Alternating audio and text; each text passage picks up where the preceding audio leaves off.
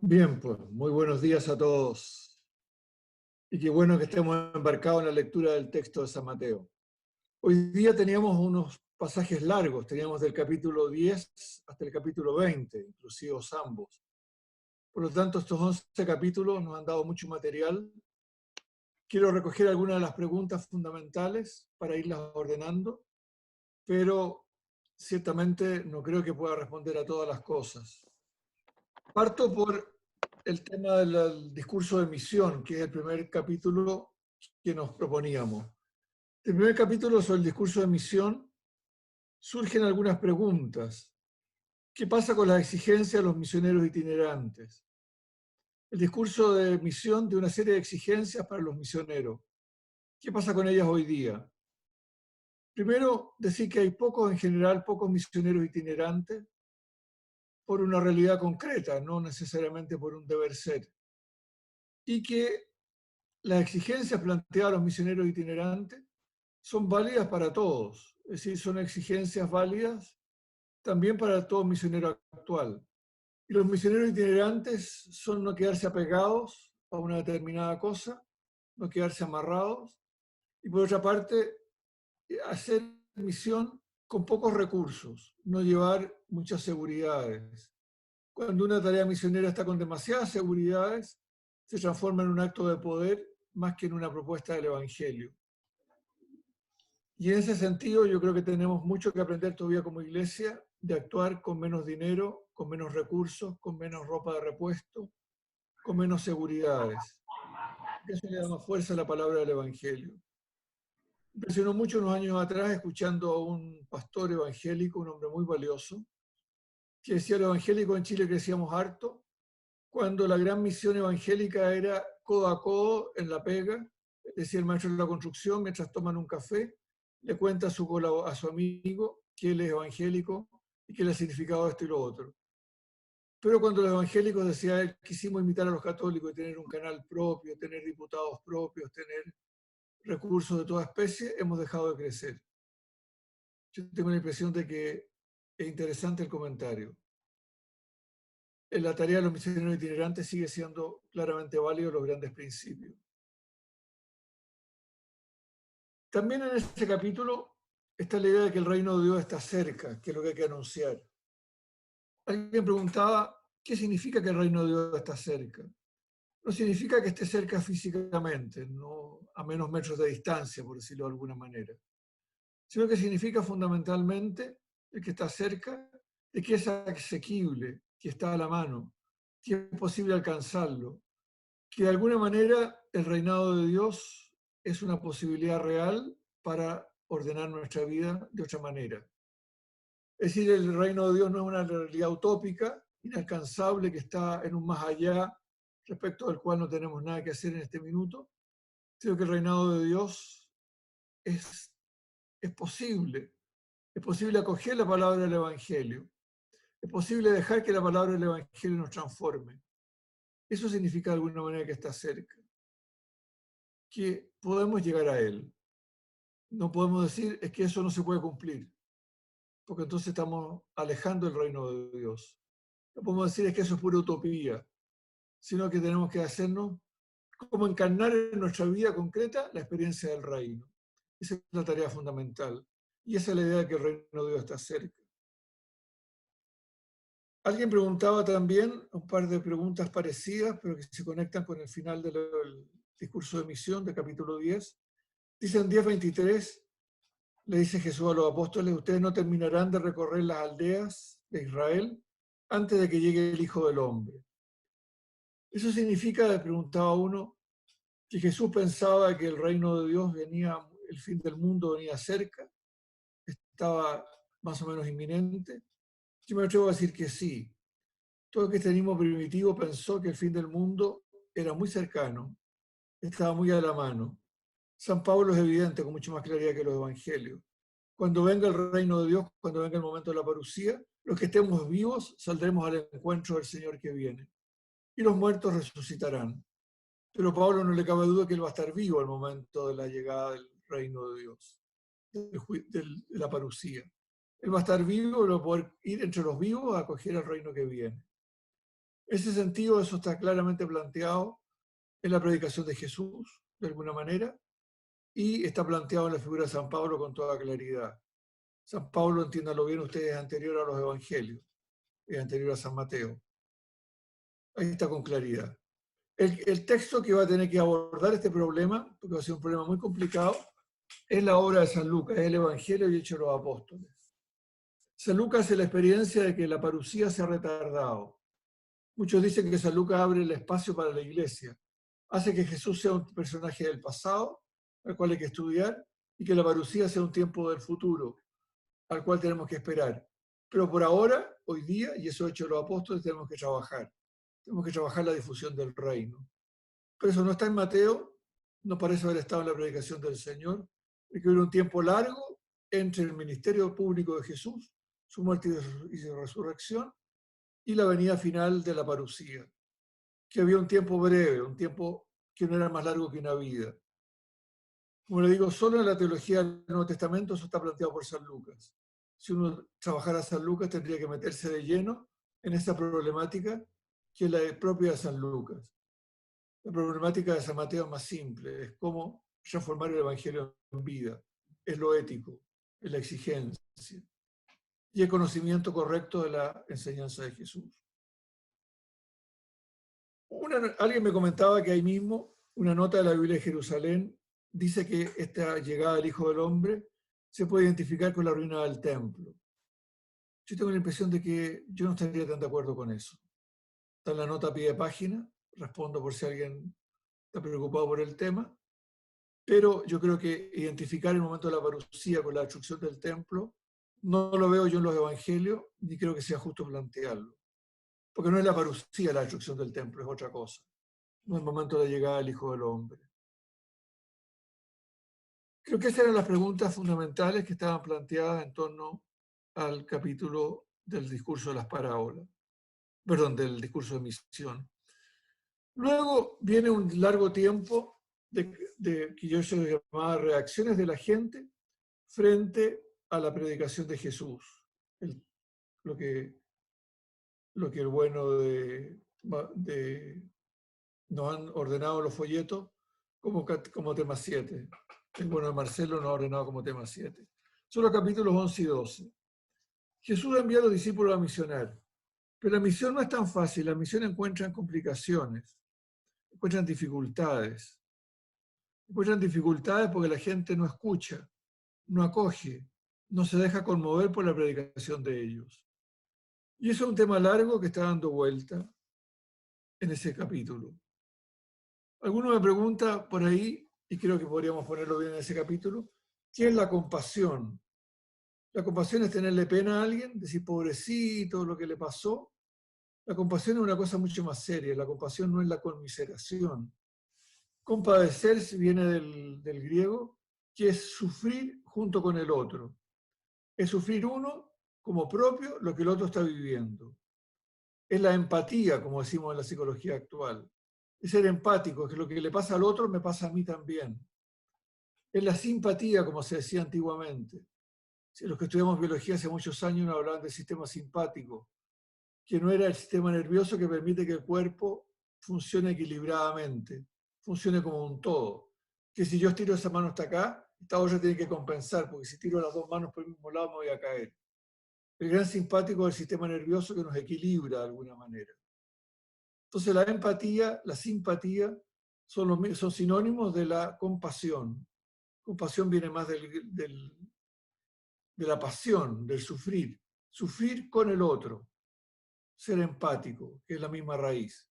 Tener la misma apatía, la misma sensación, el mismo sufrimiento que el otro. Entonces no es la conmiseración. Es como alguien dice, yo no quiero que tengan compasión de mí. Podemos decirlo, yo no quiero que me anden haciendo ñuñúes porque soy pobrecito. Pero que la gente sienta como propio lo que me pasa a mí, lo queremos todos de alguna manera. Encontrarnos con personas empáticas lo anhelamos todos. Anhelamos que me entiendan en lo que estoy viviendo, no que me miren como personaje raro. Entonces, en ese sentido, la compasión del Evangelio es uno de los rasgos característicos de Jesús y el anuncio del Evangelio. La compasión en la Biblia se expresa con palabras que tienen que ver con las vísceras, con las tripas, o más concretamente con el útero femenino. Tiene que ver con el sentimiento que tiene la madre frente al hijo, que es entrañable, decimos de alguna manera. O en un lenguaje un poquito de chilenismo, se me apretó la guata al sentir algo que pasaba. Ahí están los sentimientos más hondos de alguna manera. Y esos sentimientos hondos son los que me permiten vivir lo del otro como si fuera mío. La compasión en los evangelios se le atribuye solo a Jesús o en las parábolas al personaje que de alguna manera representa la figura de Jesús y de Dios. Es un sentimiento altísimo, un sentimiento de primer nivel. Enseguida pasamos al capítulo 13, que es el capítulo de las parábolas. Las parábolas son un lenguaje propio de Jesús, un lenguaje de Jesús que tiene que ver con no dirigirse rectamente a lo que yo quiero decir, sino dirigirme oblicuamente para vencer las resistencias. Cuando yo le planteo carepalo a alguien una cosa, se me va a resistir. Si yo me dejo caminar por el ladito, me va a abrir la puerta y voy a poder entrar. La parábola es eso. La parábola es la figura geométrica de la curva que hace la bala del cañón. Si yo quiero que el cañón le apunte a una persona que está aquí en este dedo, yo no puedo disparar recto de frente, porque la bala va a perder fuerza y va a caer a mitad del camino. Yo tengo que disparar en otra dirección. Y el señor de acá está feliz porque mira, está disparando hacia arriba, no me va a pasar nada. Pero la bala va a hacer una curva y va a caer va a dar en el blanco. Ese efecto parábola es cuando uno se deja caer con el otro, no derechamente planteando el problema de fondo, sino planteando las cosas de tal manera que al final permita llegar al problema de fondo. El ejemplo más bonito, que se puede entender mejor porque no lo conocemos tanto, es el episodio del profeta Natán con David. David se enamoró de Betsabé, enamorado de Betsabé mandó matar al marido, y Natán va a reprocharle y decirle, tú fuiste un asesino, mandaste matar a Urías. David va a decir, no, murió en la guerra, y en la guerra la gente muere, todos mueren en la batalla. Le tocó al pobre Urías, ¿qué le voy a hacer yo? Yo consolé a la viuda para que no se quedara sola, pero yo no tengo nada que ver en el problema. Natán llega con mucha inteligencia. Un hombre rico tenía montones de rebaños de ovejas, y un pobre tenía una solita. Le llegó una visita al rico y mandó a buscar la oveja del pobre para darle de comer a los visitas. ¿Qué te parece? Pues me parece un crimen. Bueno, eso es lo que hiciste tú. Tú tenías un harem grande, tú tenías un montón de mujeres, Urías tenía una pobre mujer, un soldado honesto, correcto, y tú le has quitado la esposa. Y David dice, tienes razón, no puedo negarme, porque ha dado la sentencia sobre un caso que era simétrico al suyo, pero sin darse cuenta que se estaba refiriendo a él, sin darse cuenta de que lo estaban envolviendo en una manera de pensar que iba a terminar diciendo, sí, soy culpable de haber hecho lo que no debía haber hecho. Es el lenguaje parabólico y por eso Jesús lo ocupa tanto para vencer resistencias. Y lo ocupa para vencer una resistencia fundamental en los textos de San Mateo, que son la idea de que la comunidad cristiana debiera ser una comunidad de puros. Que todos los que estamos metidos acá y todos los bautizados tendríamos que ser santos, buenos, correctos, ordenados, perfectos, modelos de vida, y que ahí la iglesia sería creíble. Estamos en una época que la iglesia es muy poco creíble porque hay mucho caso raro, mucho horror dentro de la iglesia. Y la comunidad de Mateo le pasaba lo mismo, soñaba una iglesia de puros. Y o si no, hay que hacer purificación de la comunidad. Y San Mateo nos dice, no traten de sacar la cizaña antes de tiempo. Porque si ustedes, servidores míos, y usa la palabra servidor, tratan de sacar la cizaña antes de tiempo, junto con la cizaña van a arrancar el trigo y van a dañar a los buenos. Porque buscando sacar todo lo malo, también van a matar lo bueno. Ustedes esperen, dejen que las cosas crezcan juntas. Denle confianza a la semilla del trigo. Aunque el trigal parezca enmarañado, finalmente la buena semilla va a dar fruto. Y esperen que los ángeles de Dios, es decir, Dios mismo en el momento de la cosecha, como esos esquemas antiguos que los segadores venían de afuera, no eran los trabajadores del hombre del campo, los segadores hagan la separación. Ellos sabrán hacerlo. Lo mismo pasa con la red barredera. La red barredera es lo mismo. Va separando pescados buenos y malos. Ustedes quisieran hacer puros pescados excelentes, que también entre medio hay pescados malos y también entre medio hay experiencias de maldad, de pecado, de corrupción. Ustedes no pretendan ser comunidad de perfectos. ¿Y cómo se conecta esto con la predicación de Jesús? Pues se conecta con la primera parábola, las parábolas que San Marcos destaca más, que son las parábolas del lento crecimiento. Hay cosas muy chiquititas. Yo estoy sembrando la semilla, va a decir Mateo, y parece que toda la semilla se va perdiendo. Yo tengo que plantar un grano de mostaza minúsculo, soñando que este granito de minúsculo me dará un árbol grande, y me va a dar un árbol grande. Yo mezclo un poco de levadura con la masa, pensando que el poquito de levadura me va a fermentar toda la masa. Lo pequeño transforma lo grande. ¿Ustedes están de acuerdo con eso? Va a decir Jesús. Pero tienen que vivir una cosa mucho más difícil. La comunidad mala, la comunidad en la cual hay cizaña, hay pescados malos, esa comunidad también es capaz de anunciar el Evangelio.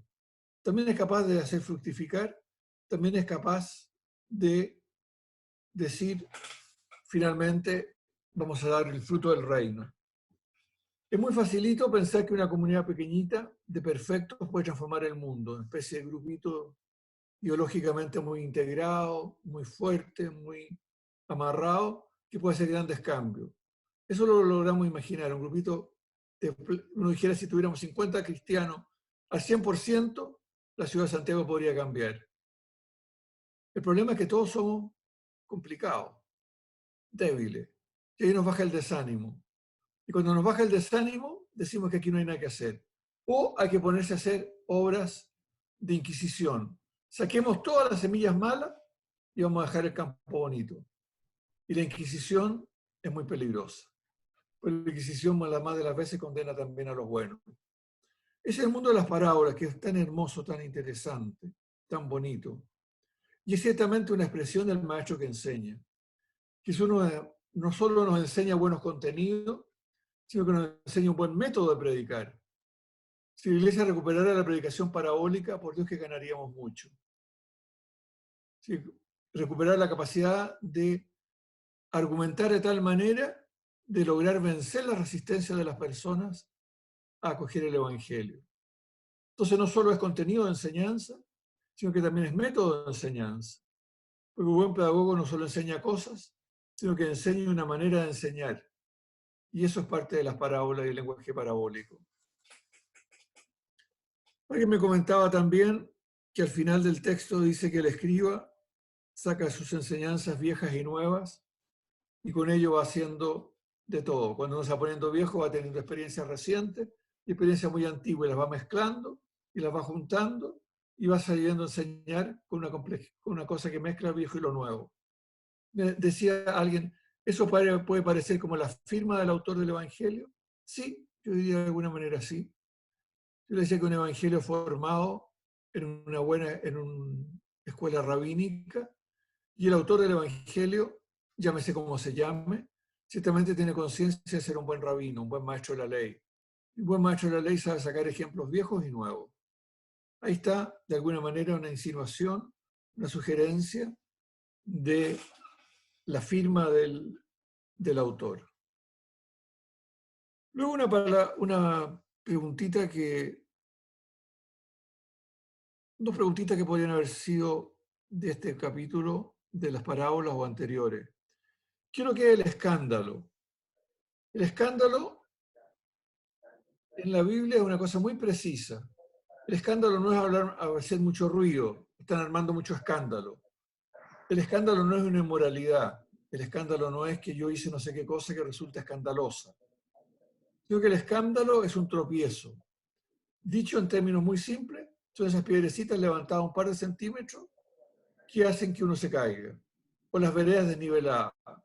Imagino que más de alguna vez les ha pasado que uno va pajareando en la calle, choca con un pastelón desnivelado o una baldosa desnivelada y se cae. El objeto es minúsculo, pero me tira por tierra. El objeto me desestabiliza, me hace caer, me anula. Eso es el escándalo. El escándalo son cosas pequeñitas que puede haber dentro del templo o dentro de la comunidad cristiana, pero aún siendo pequeñitas, hacen que uno tropiece y se caiga. Entonces no es que yo haya sido un hombre perverso, que hice males tremendo, sino que siendo un hombre correcto, he hecho pequeños gestos que hacen tropezar a otro. Si una señora reza el rosario devotamente todos los días y es su gran campo de oración, es una mujer simple que reza el rosario con mucha devoción. Y voy yo creyéndome el valiente le digo, ¿sabes? El rosario es una tontería, repetir la misma cuestión no sirve a nada. Puede ser que a mí me pase eso, pero no tengo ningún derecho a hacer tropezar a la señora en su experiencia religiosa por una expresión totalmente inapropiada y mía. Es que no es la fe la que yo le estoy cuestionando, no, pero para ella es su pequeño apoyo. Y si yo la daño, la hago caer. Entonces, hay de aquel que se siente valiente en la comunidad eclesial, se siente chorito, discúlpenme la expresión cotidiana, se siente más vivo que los demás y se siente capaz de hacer tonterías chicas que hacen tropezar a los demás. Y los hacen tropezar y se cae por tierra. Y uno se puede pegar muy fuerte. Y se puede quebrar incluso algún hueso, cayéndose en 2 centímetros que está desnivelado. Que si uno va atento no cuesta nada superar los 2 centímetros. Pero si está desatento, se puede caer por tierra. Entonces el escándalo en la Biblia siempre es eso. Es esta cosa pequeña, tonta, pero que hace que alguien tropiece y se desestabilice. Dicho a la bruta, el escándalo es una cáscara de plátano botada en un pavimento. Es una cáscara pequeñita, yo la piso, me resbalo y me caigo entero, me desarmo entero. Pierdo toda seguridad. Aunque sea una cuestión irrelevante, tonta. Eso sobre el escándalo. Después, en algunas parábolas y en algunos pasajes aparece la expresión al que tiene se le dará más, y al que no tiene aún lo poco que tiene se le quitará. Dicen los expertos en cosas exegéticas que es un dicho irónico, un dicho que tiene que ver con la economía. El que tiene plata, cada vez le llega más plata. El que no tiene plata, aún la poca que tiene, se la quitan. Es un dicho irónico que existe hasta el día de hoy. Uno ve que los grandes ricos van teniendo cada vez más dinero y el pobre cada vez parece que le salen las cosas más complicadas. Le roban el sueldo, se le enferma la persona, se le quema la casa. Como que se va juntando, el dinero atrae el dinero y la pobreza atrae la pobreza, de alguna manera. Parece que el dicho apuntaría a eso, que era un dicho que se usaba en el mundo de la época, con cosas parecidas a las que vivimos hoy día. Pero Jesús lo usa no por la ironía, sino que lo usa para decir, si ustedes logran reconocer algo del reino, todo el resto del reino se les dará como regalo. Si ustedes logran intuir que en Jesús está la presencia de Dios, aunque sea por un poquito que logren intuirlo, el Señor les regalará como premio todo el resto. Dicho de alguna forma un poco torpe, si yo me caí a un hoyo y no puedo salir, alguien me tiende una mano. Si yo me pesco de la mano, no va a sacar mi mano, me va a sacar entero. Si yo logro reconocer que la mano va para salvarme, es posible que la mano me salve entero. Si yo digo, ¿qué va a ser una pura mano? Tenga que venir la persona completa a salvarme, no me voy a salvar nunca. Si yo no intuyo nada del reino, lo rechazo todo, lo declaro injusto, lo declaro demoníaco, lo declaro error, declaro que Jesús está loco, no voy a poder acoger nunca el reino. Pero si yo entiendo que el reino, Jesús, es convincente, dice verdad, tiene cosas interesantes, abre una puertita para comenzar a sospechar lo que es el reino se me va a abrir entero. Entonces no es que nosotros seamos capaces de entrar a todo el misterio del Señor, pero si abrimos una rendijita, vamos a poder mirar y se nos va a ir abriendo cada vez más esa experiencia que uno tiene en la vida. Si yo lo rechazo, no, son cosas muy grandes, muy difíciles, yo no entiendo, no creo, así las cosas no resultan, nunca voy a conseguir nada. Dicho de otra manera, si no siembro la semillita del grano de mostaza, nunca tendré el árbol.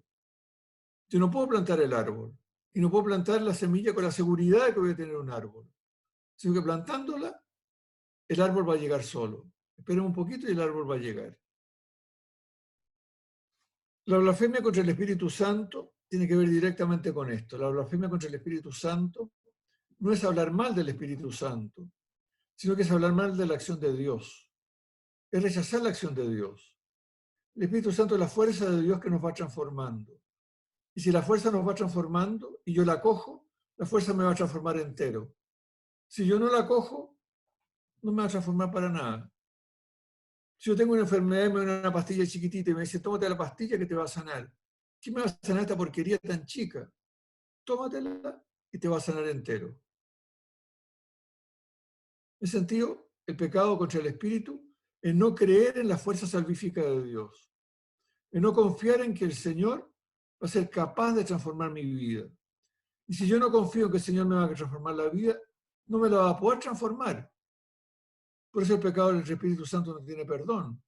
Si yo no quiero acoger el amor de Dios que me va a sanar, ¿cómo me voy a sanar? Si yo no quiero tomarme la pastillita que me puede sanar, ¿cómo me va a sanar? No, la pierdo. Entonces no es decir cosas pesadas contra el Espíritu Santo, como podría decirlo uno contra otro contenido, sino que es rechazar la fuerza salvífica de la acción de Dios. Y si yo rechazo la acción de Dios, estoy mal. Si yo cojo la acción de Dios, aunque sea un desastre de persona, esa fuerza de Dios me puede sanar entero. Y todos mis pecados tendrán perdón. El único que no tiene perdón es que yo rechace el amor salvífico de Dios. Si no queda claro, podemos volver sobre esto porque es un tema que me parece sumamente interesante de plantear. Y un último temita de los que yo anoté, que me parece muy central y lo guardo. No, hay dos que nos quedan, a pesar que queda un par de minutos. Uno es la relación de Jesús con Juan el Bautista. Una relación súper interesante, muy crucial. La relación de Jesús con Juan, o de Juan con Jesús, es fundamental. Juan es el precursor, es decir, que conoce a Jesús. Es de alguna manera el que lo presenta, el que lo da a conocer a los primeros discípulos. Los primeros discípulos surgen incluso en algunos textos de discípulos de Juan. En ese sentido, Juan al comienzo tiene clarito quién es el Mesías. Pero, y este es el drama que nos afecta a nosotros también, teniendo clarito quién es el Mesías, él tiene una idea propia de qué es lo que debe hacer el Mesías. Yo confío mucho en Dios, tengo mucha fe en Dios, pero yo tengo una idea de qué es lo que Dios debe hacer. Y no siempre el Señor hace lo que yo pienso. Y el Mesías no hizo lo que Juan esperaba que iba a hacer el Mesías. Al punto que Juan entra en una crisis de fe. Y manda a preguntarle a Jesús, ¿de verdad eres tú el que iba a venir? ¿O me equivoqué? Yo hablé de un Mesías que tenía el hacha puesta a la raíz del árbol para cortarlo. Un Mesías que iba a venir con fuerza. Y resulta que tú vienes hablando de misericordia, de perdón y acogiendo a los pecadores. ¿Me equivoqué yo? ¿O tú eres un falso Mesías? Esa es la gran pregunta que plantea Juan. Es una pregunta de fe dramática. Yo creo que Dios debiera, si tengo un familiar enfermo, yo creo que Dios debiera sanarlo porque no hemos sido malos y mi familiar no se sana. Es que entonces Dios no tiene nada que hacer, no actúa, me está castigando. O es que yo tengo que decir, Señor, yo no sé qué es lo mejor para mí. Me gustaría tener familiar sano, pero no sé qué es lo mejor para mí. Y tú sabes mejor que yo. Y a veces tú vas a actuar de maneras que a mí me van a resultar chocantes, desconcertantes. Actuando de maneras desconcertantes, yo finalmente quedaré de repente desubicado. Pensaba que tú debías hacer esto y has hecho otra cosa. ¿Por qué el Señor nos manda esta pandemia que nos está complicando tanto la vida con cuarentena completa hoy día? Yo no sé por qué. Dios sabrá por qué. Es que Dios debiera cuidarnos y no mandarnos bichos raros y virus. Esa es mi idea. ¿Cómo se la atribuyo yo necesariamente a Dios? Esa es la crisis de fe de Juan. No es que Juan no supiera que era el Mesías, lo sabía. Pero el Mesías es mucho más que lo que Juan pensaba, es muy distinto a lo que Juan pensaba. Como nosotros tenemos mucha fe, y por eso estamos acá, porque tenemos fe, pero muchas veces la fe no nos permite entender el sentido de la acción de Dios. Y la acción de Dios nos desconcierta. Y yo me pregunto, ¿será que el Señor me sigue cuidando o se olvidó de mí? Esa es de alguna manera la expresión que está detrás del problema de Juan. Y por último, una palabrita sobre los milagros. Hay gente que está muy complicada con los milagros. Yo sé que Jesús enseña y sana, y creo que es así, y envía a los misioneros con poder de enseñar y de sanar. Nosotros el poder de sanar nos complica mucho. Nos complica mucho porque lo entendemos como un poco mágico. como una especie de mal de curandero. Alguien me decía que nos da una explicación más racional de los milagros. Yo creo que no hay explicación muy racional. Que hay milagros de diverso tipo. Hay milagros de sanación, sanar a una persona enferma. Pero ¿cuáles son los milagros de sanación? Básicamente milagros de que restablecen la comunicación humana. Permiten oír, permiten ver, permiten hablar, quitan la lepra que me tenía marginado, me permiten caminar porque estaba paralítico, me permiten mover los brazos y trabajar. Son milagros de comunicación. No es que estaba enfermo del hígado por comer mucho chocolate y el Señor me sanó del hígado. Eso no son las curaciones. Las curaciones tú no podías ver, tú no podías hablar, no podías comunicarte, no podías caminar, no podías moverte. Yo te devuelvo el movimiento, la comunicación, la interacción con otros. Milagros de sanación. Hay milagros de naturaleza. Calmar la tempestad, multiplicar el pan fundamentalmente. Que restablecer la comunión cuando el mundo estaba a punto de acabarse.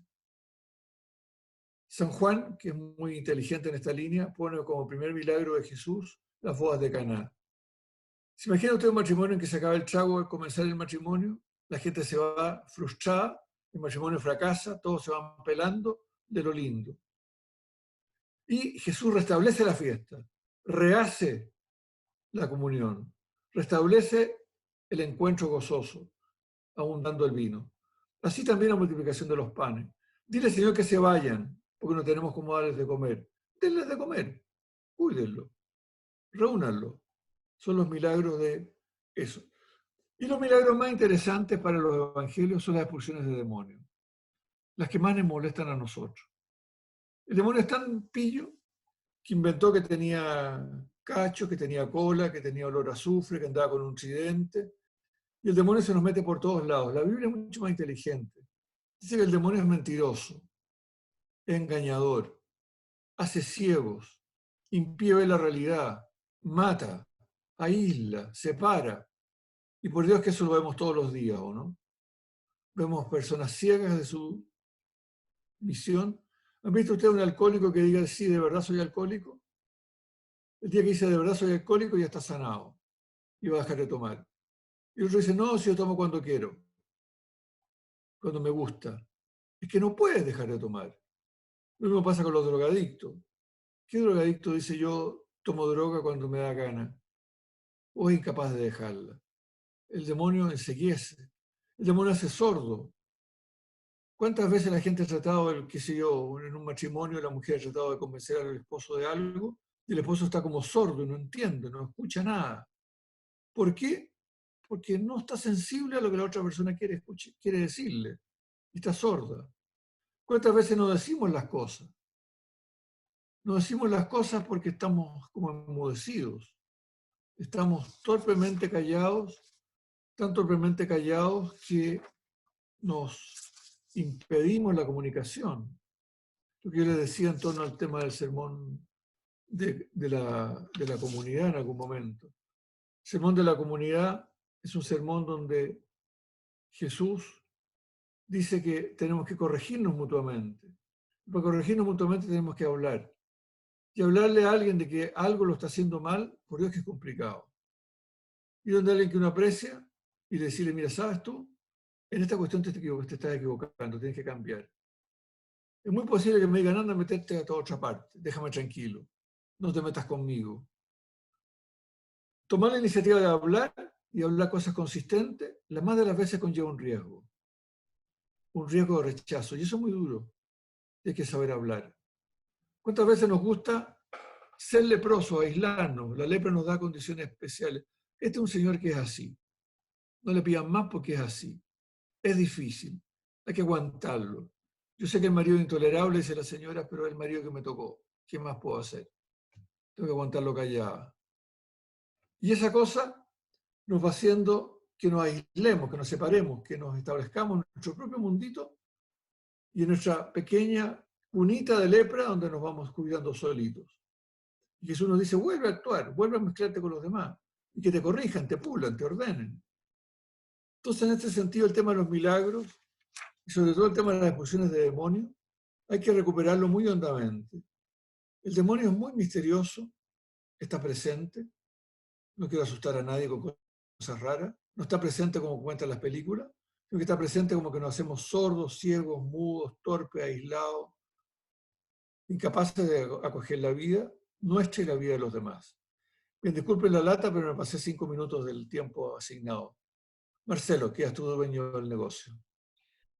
El tema del secreto mesiánico que en San Marcos está muy fuerte. Ay, me lo Quería salté. preguntar. ¿Cómo? Me lo salté en la explicación yo.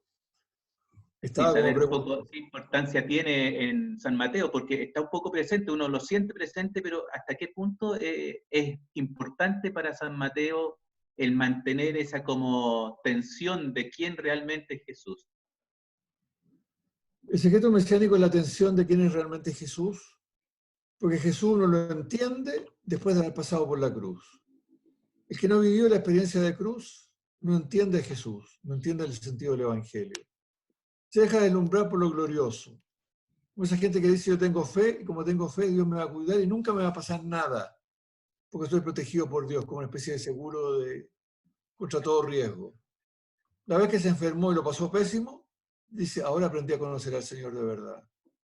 Entonces la experiencia es decir, ustedes confíen en Dios, sepan que la vida plena está en Dios, que Él les dará la vida, la plenitud, la resurrección, pero no anden soñando ni contando eso demasiado, porque lo van a entender en la medida que ustedes primero, personalmente, hayan atravesado el camino de la cruz.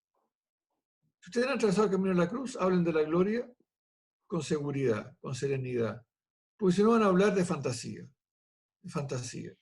Un Dios que me protege, que me cuida, que me evita todo problema.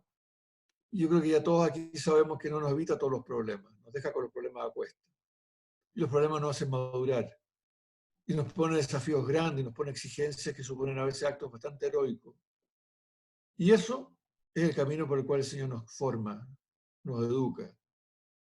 Entonces no nos dejemos deslumbrar por el misterio de la salvación, por la gloria que Dios nos quiere dar, sino que acojamos en primer lugar el camino de la cruz del Señor, porque ahí entenderemos realmente qué es la gloria que el Señor nos está ofreciendo.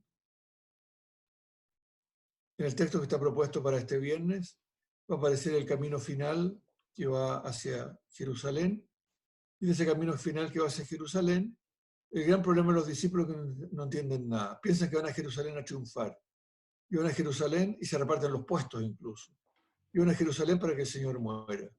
Eso es lo que tienen que entender, que no van a triunfar, van a un camino distinto, que es un triunfo, porque el Señor nos salvó entregándose la cruz. Y por entregarse la cruz llegó la resurrección, triunfó, pero de una manera completamente distinta, siéntame a mí a tu derecha y a mí a tu izquierda, como piden los discípulos, porque cuando reinemos queremos estar al lado del trono principal. No sé si te respondo, Manuel. Yo creo que sí. Menos mal. ¿Alguien más quiere? Mi tocayo. Conecta tu micrófono. Hola, padre. Usted en el video trató sobre lo que hace Mateo con respecto a la interpretación de la ley, la radicalización, esto que hablaba de cumplirla desde el corazón. Y bueno, últimamente con todo el tema de la pandemia ha surgido mucho la pregunta también, por lo que usted mismo hizo referencia ahora, sobre la posibilidad de que esto sea un castigo de Dios. Sin preguntarle cuál es su posición, porque sé que es compleja, yo mismo he estado pensando en eso y no tengo como claro, pero mi pregunta es, si uno hiciera un ejercicio de imaginación y le preguntara a Mateo en qué medida es válido todavía todo el Antiguo Testamento para representarnos válidamente o adecuadamente una imagen de Dios. Estoy pensando especialmente en el tema del pecado y la consecuencia del castigo, la ira de Dios. Sí, no sé si se entiende la pregunta. Sí, o sea, si es válido todavía el Antiguo Testamento para hoy día decir o argumentar, por ejemplo, con respecto a esta situación de la pandemia y de la imagen de Dios que tenemos. ¿El Antiguo Testamento es válido? Yo creo que sí. Hay un desafío gigantesco de entender el Antiguo Testamento. Es más difícil que el Nuevo. Y sobre todo en el tema del castigo, hay que darse cuenta que ocupamos la palabra castigo en sentidos muy diversos. Si yo entiendo que castigo es, alguien actuó mal, tú me dijiste una palabra fea, yo me enojé, te di un gran golpe en la cara, estaba furioso y me vengué de ti. Eso lo castigué, diría yo. Eso no lo hace Dios nunca. Eso nunca es atribuible a Dios, que Dios se enojó por algo que hicimos y nos está castigando, como me está apaleando porque está furioso por lo que yo hice. Eso castigo no es de Dios, ni en el Antiguo Testamento ni en el Nuevo. Otra manera de castigo, que la Biblia llama castigo, es que tus actos tienen consecuencias. Las consecuencias de tus actos a veces te dañan. Si tú dices, yo me quiero comer una torta entera, exquisita, y después ando con dolor de estómago, yo le digo, tu culpa. Te comiste más de la cuenta, fuiste irresponsable y te enfermaste. En ese sentido, recibes tu propio castigo. Te curas con tu propia medicina, digamos. Entonces, en este sentido, si es castigo como asumir la consecuencia de los actos propios, yo creo que sí. Eso la Biblia lo llama castigo y se puede atribuir a Dios. Dios no nos va a evitar que nuestras tonteras nos traigan consecuencias, porque entonces sería una especie de malcriador. Si un papá o una mamá cuida al hijo para que el hijo nunca sufra las consecuencias de los actos, lo está educando muy mal. Si el hijo es un gastador de plata gigantesco y gasta en puras tonterías y cada vez que necesita le da plata, está mal educando a su hijo, lo está pervirtiendo. Si uno cuidara de todas las consecuencias de nuestros actos, ciertamente no estaría mal educando.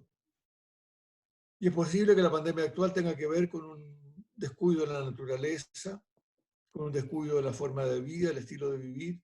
Podría haber ahí un cauce para explicarlo, que sería castigo, diría la Biblia, por lo que hemos hecho. Pero no porque Dios nos esté dando un palo, sino porque lo que hicimos trae consecuencias. Hay que hacerse responsable de las consecuencias de lo que uno hace.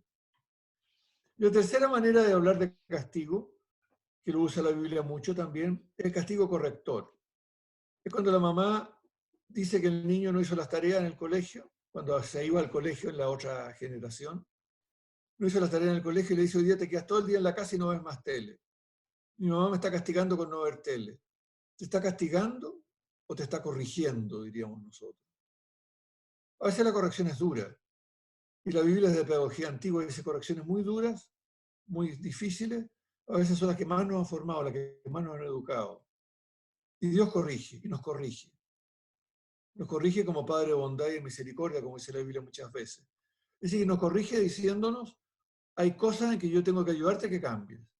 Para ayudarte a que cambie, tengo que ponerte en un camino difícil, un momento duro. El capítulo 12 de la Carta a los Hebreos trata ese tema largamente en el comienzo del capítulo 12 de la Carta a los Hebreos. Dios nos va educando, aunque la pedagogía la entiendan a la antigua, hoy día podríamos educar de otra manera. Pero hay que educar, y educar significa poner de repente caminos difíciles, momentos más duros. Hacer pasar a alguien por un aprieto. Es una manera de educar. Es que yo no te voy a hacer pasar un mal rato diciéndote una pesadez porque tú estás actuando mal. Que tengo que hacerte pasar un mal rato para corregirte.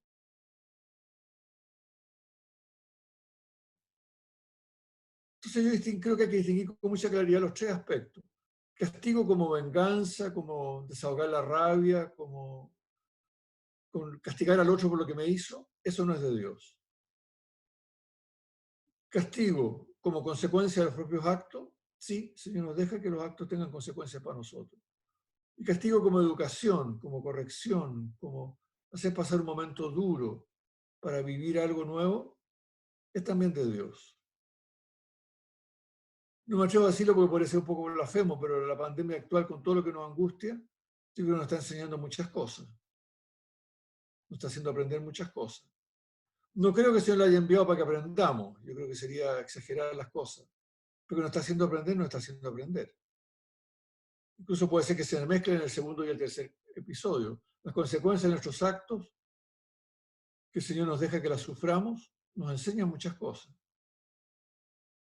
Entonces el tema del castigo divino es un tema bien complicado, porque decir Dios no castiga nunca es simplificar las cosas. Decir castiga siempre porque un rabioso como yo, no. hay que distinguir estos diversos matices de lo que puede ser, lo que la Biblia llama castigo, que nosotros no siempre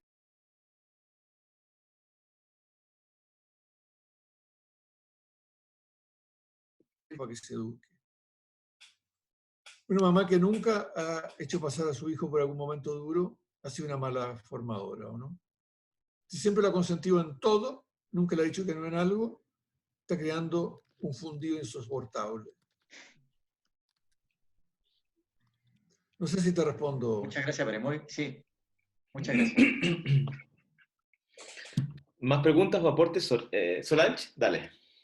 Hola, es que yo Hola, hola. dejé ahí una pregunta sobre la transfiguración. A mí siempre como que me ha obsesionado un poco el tema, que yo siempre lo consideraba así como un ensayo general de la resurrección, porque justo fue en un instante en que Jesús empieza a anticipar su pasión, a decir, esto va a pasar, el Hijo de Dios, y justo pasa poco después de esto, lo que es la transfiguración. También yo lo encuentro como un preanuncio de la resurrección.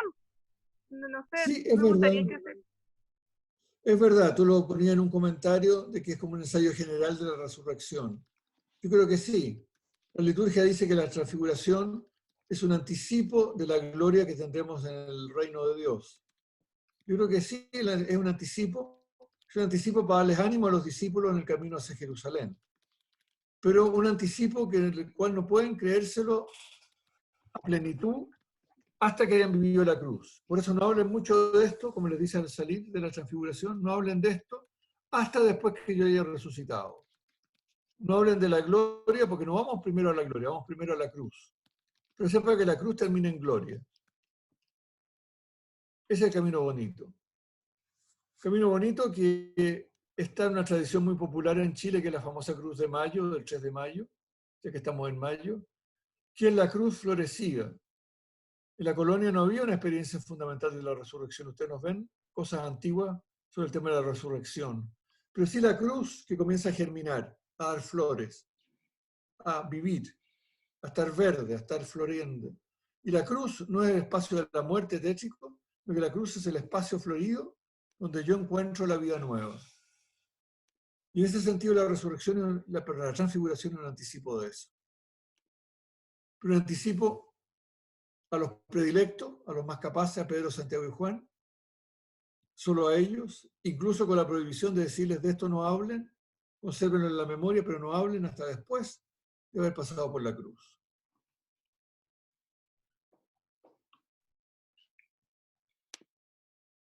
Cabe otra preguntita todavía. Hola, buenas. ¿Podría faltar un poquito de reflexión quizás, porque como que se pasa de la cruz a la resurrección? ¿Podría faltar un poquito tal vez la reflexión sobre lo que es el sepulcro y esos 3 días entre la muerte y la resurrección para entender un poco más a cabalidad este tema? Absolutamente, absolutamente, y tenía pensado plantearlo para el trozo final, para la 8ª sesión, que es sobre los textos de la muerte y resurrección del Señor. El tema complicado no es morir en la cruz, porque uno es capaz de soportar un acto heroico y aguanta, aprieta los dientes y aguanta un tiempo. El problema del sepulcro, donde está Jesús muerto y lo van a ver muerto, eso es la parte complicada, porque aquí se acabó todo. Y la resurrección no es inmediata, no es como una vuelta de moneda. Murió, resucitó, sino que murió, estuvo muerto 3 días. Santo Tomás dice que al cabo de 3 días ya nadie resucita. Había antes enfermedad y la sigue habiendo, que la gente parece que se muere y después se recupera. No me acuerdo cómo se llama. Pero después de 3 días nadie, dice Santo Tomás. Y cuando ya parece que la esperanza se puede romper y desaparecer, viene la resurrección. La condición nuestra es de gente que está entre la cruz. Todos los que estemos acá hemos vivido más de algún sacrificio por la fe y por el Señor. Pero estamos entre la cruz y la pregunta es: ¿mi sacrificio valió la pena? ¿O que en la tumba? ¿O lo veo que transforma al otro dándole vida nueva? Entonces, en ese sentido, el misterio de los 3 días del sepulcro es un misterio fundamental. Y es la tarea de perseverar junto al sepulcro, de resistir con fe junto al sepulcro. Y eso, la tradición dice que lo vivió María, Por eso es la madre del sábado. María se celebra el sábado, que está entre la muerte y la resurrección, la que es capaz de mantener la fe despierta cuando ya el Señor ha muerto, lo enterramos, volvimos a la casa, no hay nada que hacer y todavía no tenemos la experiencia de la resurrección. Es ahí cuando la fe se hace más difícil. Es ahí cuando la fe de María es sostén para el creyente también. Pero es un tema muy largo, daría para una enormidad. Creo que podemos retomarlo cuando veamos los textos de muerte y resurrección. Veo en el chat dos preguntas, una de Nidia y otra de Raúl Cañas. Solo para aprovechar el tiempo la formulo nomás, la de Nidia es si Elías fue Juan Bautista. Según San Mateo, sí. San Juan Bautista es el que va a anunciar al Mesías antes de que venga. Y les puse yo una cita de Malaquías, copié los apuntes. El final de Malaquías, los últimos versos de Malaquías, hablan de Juan Bautista que va a llegar, perdón, de Elías que va a llegar antes del fin del mundo a reconciliar a la humanidad. Y ese texto cierra el orden judío del Antiguo Testamento. El Antiguo Testamento se ordenaba primero la ley, después los profetas anteriores, después los sapienciales y después los profetas posteriores, que son los nuestros. Y los profetas lo ordenaban de tal manera que Malaquías era el último. Es decir, el Antiguo Testamento para un judío hasta el día de hoy se cierra con un texto que habla de Elías diciendo que viene a reunir la humanidad. Como nuestro Nuevo Testamento termina con la expresión ven Señor Jesús, aunque habla de Jesús que ha venido. La última palabra del Apocalipsis es ven Señor Jesús. Y Jesús dice con claridad que ese Elías que están esperando es Juan el Bautista. Mateo lo identifica con claridad, los hace que Juan Bautista cumpla la misión de Elías. Por eso que Elías ya vino y el Mesías puede estar aquí. Eso. ¿Cuál era la otra, Marcelo? Sobre las tres dimensiones del reino. El reino de Dios está cerca, el reino está presente, el reino vendrá. Si puede dar algún ejemplo de las parábolas de Mateo, ¿cuáles podrían ser de ellas, digamos, para esta categoría? Uy, qué complicada. El reino está cerca, ha venido, porque podemos creer en Jesús. Jesús es el reino. El reino no son cosas, el reino no son contenidos abstractos, no es una doctrina. El reino es una persona. Y con la persona de Jesús, una manera de vivir, una forma de entender a Dios, una doctrina también. Pero el reino es Jesús. Jesús vino, Jesús está presente en cada uno de nosotros hoy día. Y ese es un tema muy mateano. Yo estoy con ustedes todos los días hasta el fin del mundo. Estoy con ustedes especialmente los más desamparados. Y finalmente Jesús que vendrá en plenitud, vendrá glorioso. El sentido del reino podemos entenderlo mejor si nos centramos en la persona de Jesús. Jesús como el reino hecho visible. Y Jesús está en el pasado, en el presente y hoy día. Y en el futuro, perdón. Porque si entendemos el reino como un conjunto de valores, lo ideologizamos. Aunque los valores sean muy bonitos, yo meto mis contenidos. Y Jesús es más que mis contenidos. Y un poquito de lo que le pasó a Juan el Bautista que comentábamos un rato atrás. Él pensó que el Mesías iba a ser así, y el Mesías fue distinto. Y Juan se desconcertó. Yo vi que el reino iba a ser esto, que el reino iba a ser una comunidad donde todos íbamos a ser buenos hermanos, justos, buenos, correctos, bondadosos, haciendo el bien. Por algo el Señor nos llamó a la fe. Y resulta que en la comunidad hay peleas, hay mentiras, hay falsedad, hay gente que actúa mal. Y se derrumba todo. Para esta comunidad yo no estoy disponible. ¿Qué es la comunidad, dice Mateo? Esa donde hay cizaña, donde hay pescados buenos y malos. Y eso es la pequeñez del reino. Y en esa pequeñez hay que creer. No sé si respondo, porque es una pregunta bien difícil, bien amplia. Sí. Por ahí están. Jaime Mora puso catalepsia, pero no sé por qué. La catalepsia son los que se mueren y después resucitan 3 días después o 2 días después. Claro. La cataléptica histórica es Santa Teresa de Ávila. Santa Teresa de Ávila se murió, la estaban velando en el monasterio y se levantó del cajón y volvió a la vida por muchos años después. Incluso las carmelitas descalzas la funda después de su muerte que no fue tal, digamos, de alguna manera. Eduardo, ¿puedo plantearte yo una pregunta? Sí, claro. Es que pero fácil, ¿eh? Sí, no, sí, fácil. Es que tocaste el tema de la cruz y eso, y yo sé que me adelanto porque lo veremos más adelante, pero hoy día en medio de la pandemia es un tema que me salta, igual que Eduardo que hablaba también del sufrimiento, ¿no?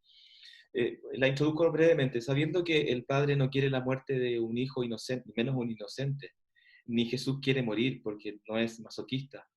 Y podría haber muerto, como dicen algunos, hipotéticamente, de viejito en su cama. ¿Qué crees tú que le agrega a la cruz al misterio del sufrimiento? Yo creo que la cruz tiene dos dimensiones. La cruz tiene una dimensión voluntaria. Yo entrego la vida y la entrego por amor. Nadie me la quita, dice San Juan. Yo la doy libremente. La cruz tiene algo en que yo me ofrezco por los demás. Me ofrezco incluso sacrificándome, incluso dañándome en un cierto sentido, pasándolo mal. Eso es parte de la cruz. Y la cruz también es que yo soy víctima. Como dice el discurso hecho de los apóstoles que están en este tiempo de Pascual, al que era santo, bueno y justo, ustedes lo mataron, no lo reconocieron, lo crucificaron. Y Jesús no puede decir que entregó la vida porque se la quitaron la vida. Le quitaron la vida, lo mataron injustamente. La muerte de Jesús es literalmente un asesinato del justo. Y en ese sentido, la resurrección cobra dos dimensiones distintas según uno mire la cruz por un lado o por otro. Es la idea de que el Señor acoge la ofrenda de mi vida, Jesús entregó su vida por obediencia al Padre, y el Padre lo reconoce y le da la vida plena. Y la segunda es que Dios reivindica al justo que ha sido injustamente dañado, sufrido, asesinado. El justo asesinado, Dios toma la defensa. Y toma la defensa y le devuelve la vida. Curiosamente, en la Biblia el tema de la resurrección no nace como resurrección universal, nace como la resurrección de los justos. Los justos vuelven a la vida. Después se dice, todos volverán a la vida, pero unos para la gloria con Dios y otros para el castigo eterno. Porque no era tan apropiado resucitar a los puros buenos para darle la gloria de Dios y dejar a los justos, simplemente, a los pecadores, simplemente, los injustos, simplemente muertos como en una especie de muerte de desaparición, que es la que tenía el Antiguo Testamento. Entonces, ¿qué aporta la cruz? Yo creo que le aporta hondura a la experiencia espiritual de cada uno. Le aporta hondura para enfrentar estas dos cosas que son muy complejas. Como yo doy mi vida por los demás, me sacrifico por los demás, pero como yo también encajo los golpes, las agresiones, los maltratos, los sufrimientos que me llegan injustamente. Ese sufrimiento yo lo busqué porque quería servir a otro, perfecto. Si fui a una tarea y trabajé como chino y quedé agotado, estoy feliz. Pero si me han maltratado, me han humillado, me han dañado, pero es que cuesta asumir eso. Y eso hay que ponerlo en las manos de Dios, y creo que eso pone la cruz como otra dimensión. Al final el justo será reivindicado por Dios mismo. No será nunca abandonado. Aunque ¿por qué Dios permite la muerte del justo? Es un misterio que la Biblia nunca se logra explicar. Está en el libro de la sabiduría, el primer capítulo del libro de la sabiduría, pero no hay una explicación convincente. Decimos que por la libertad del ser humano, pero no se explica todo con eso. Don Manuel.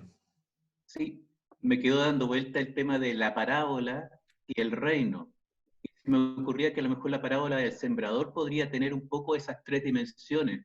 La siembra, el reino que está por venir, la lucha que se da en el interior del hombre y en el interior del mundo, que son las semillas que tratan de germinar, y después la que fructifica, como el reino que viene con toda la abundancia, la sobreabundancia. No sé si puede ser aplicable. Es un buen ejemplo, lo suscribiría plenamente. Es un buen ejemplo.